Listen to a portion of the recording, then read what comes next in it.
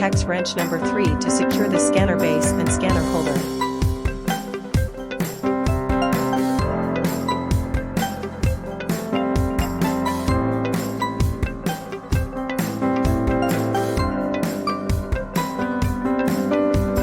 Use screw number 2 and hex wrench number 4 to secure the scanner holder and scanner main unit.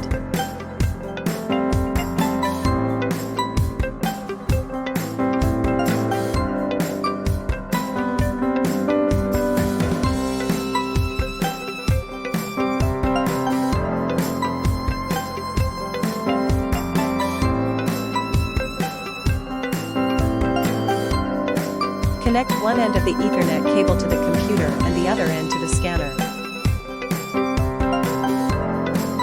Connect one end of the power adapter to the power source and the other end to the scanner.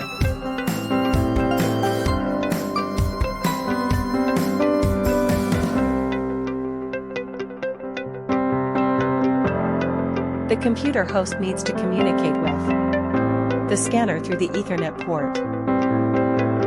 Configure the Ethernet interface connected to the scanner to any IP address within the range of 196.168.20.2 to 198.168.20.200. It is recommended to disable the relevant network card.